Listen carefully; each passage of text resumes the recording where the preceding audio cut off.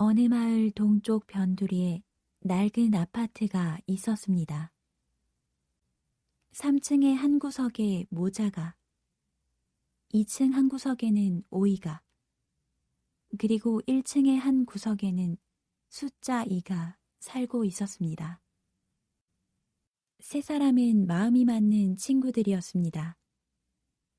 호텔 선인장.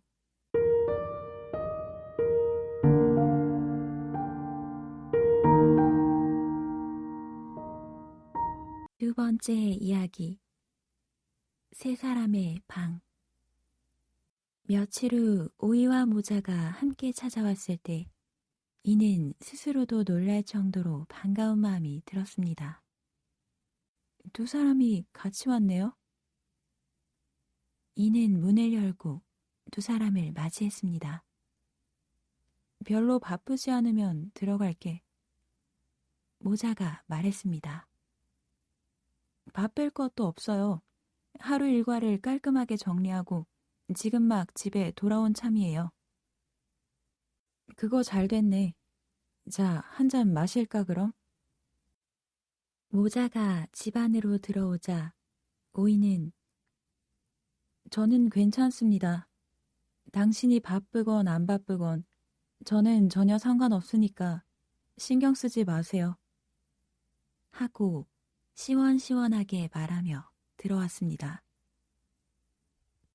그날 밤도 세 사람은 즐거운 시간을 보냈습니다. 이의 방은 꼼꼼하게 청소가 되어 있어 청결했고 라디오에서는 수다에 방해가 되지 않을 정도의 볼륨으로 음악이 흘러나왔습니다. 그쪽은 무슨 일을 하지? 모자가 이에게 물었습니다. 공무원입니다. 이는 가슴을 펴고 대답했습니다. 마을 사람들을 위해서 일을 한다.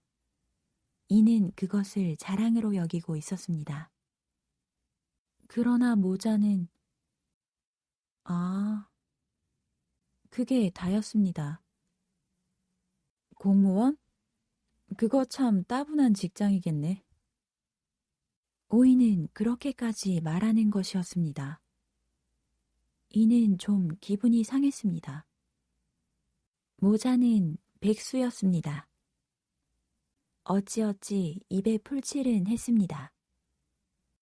가끔씩 길바닥에 의자와 책상을 가져다가 지나가는 행인들의 운세를 봐주고 돈을 받거나 신문 구인 광고를 보고 단기 일자리, 예를 들면 영화 엑스트라나 전단지 배부 같은 일을 했습니다.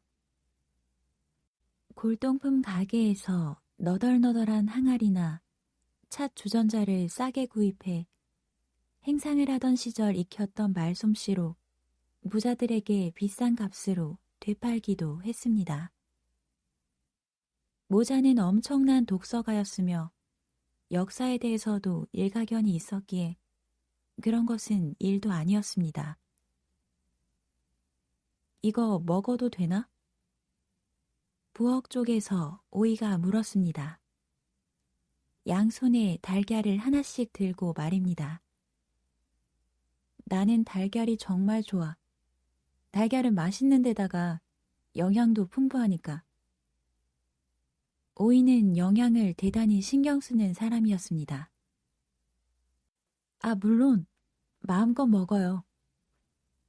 이가 대답하자 오이는 버터와 소금 후추로 간을 한 푹신푹신한 달걀 부침을 솜씨 좋게 만들어냈습니다.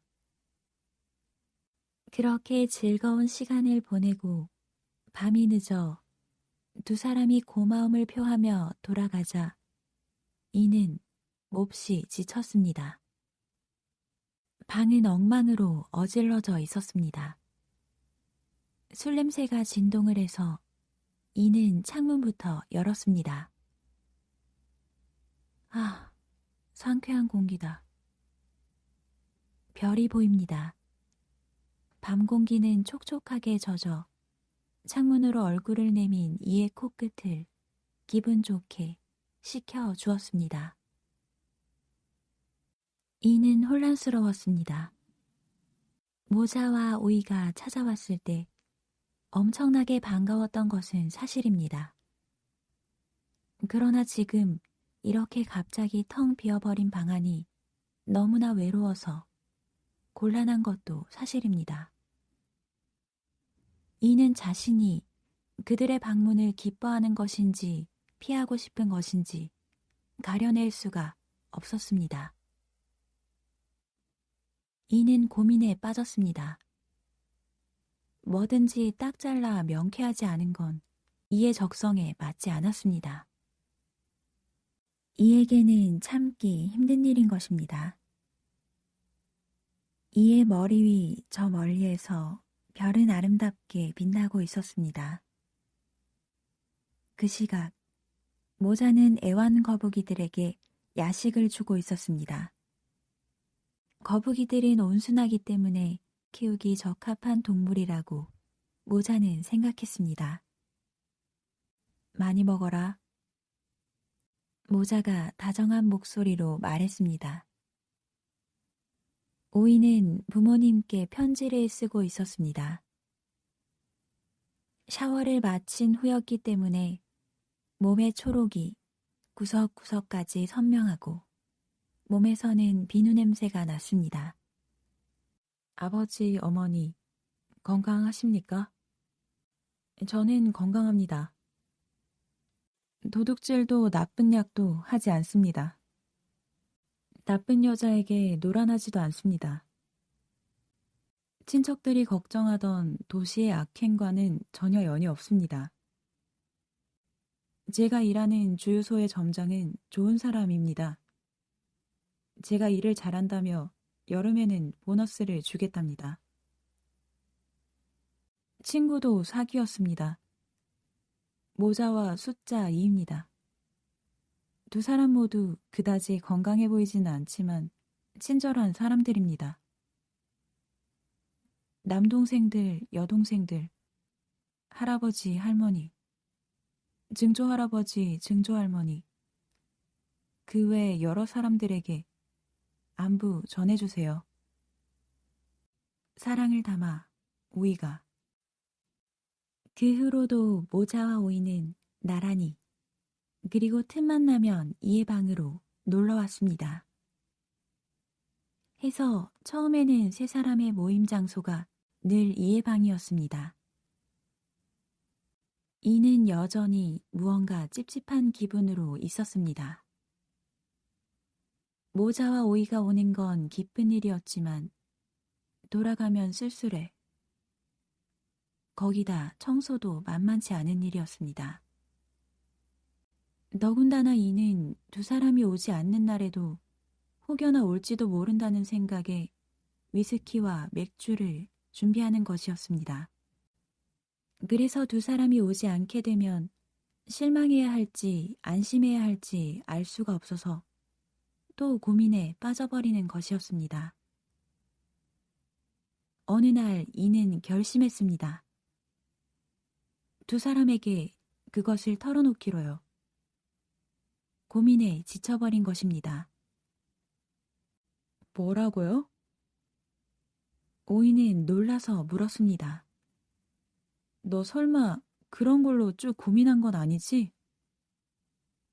그리고 모자와 입을 모아 참 재밌는 성격이야 하고 말했습니다.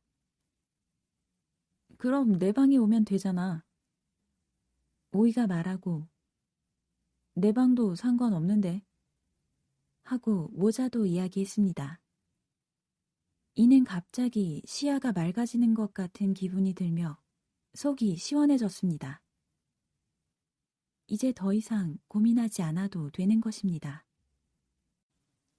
두 사람이 있어서 정말 다행이야. 이는 감격해서 말했습니다. 두 사람이 없었다면 나 계속 두 사람의 방문에 대해서 쭉 혼자 고민할 뻔했어. 상담을 받아줄 친구가 있다는 건 마음 든든한 일이었습니다.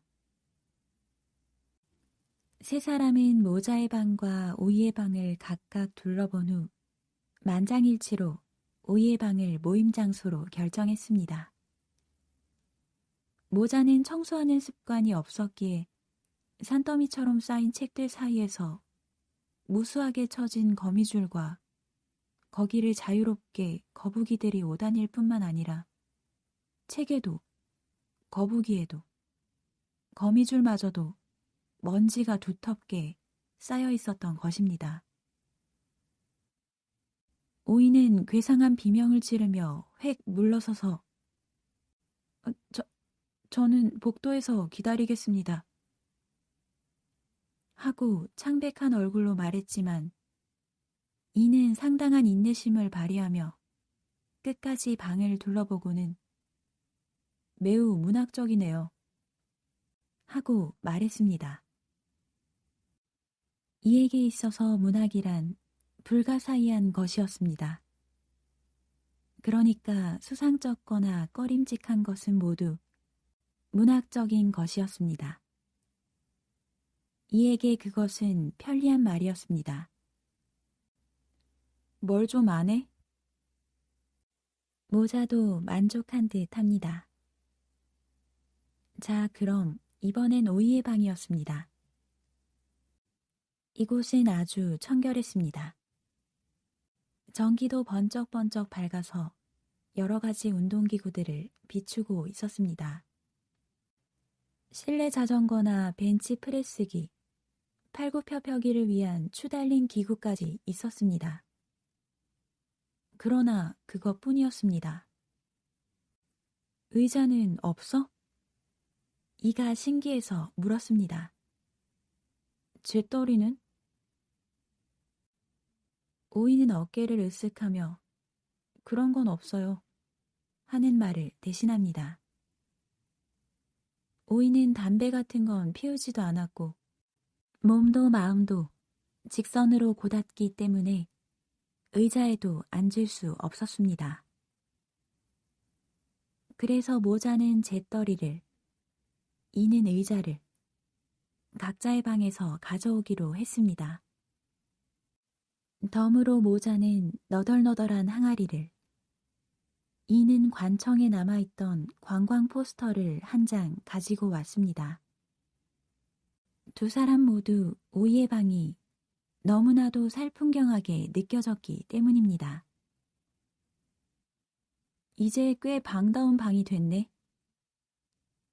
아무데나 포스터를 붙이고 의자와 항아리와 잿더리를 놔두고는 모자와 이는 말했습니다. 그 어느 것도 오이에게는 필요 없는 물건들이었지만 그런가? 하고 대답한 오이는 왠지 정말로 그런 기분이 드는 것 같아서 정말 그렇네 하고 고쳐 말했습니다. 이렇게 해서 오이의 방은 세 사람의 방이 되었습니다. 그날 밤 방에 돌아와 침대에 누운 숫자 2는 아끼는 옥색 이불에 몸을 돌돌 말고 허리를 쭉 펴고 마치 숫자 1이 된 것처럼 골아 떨어졌습니다.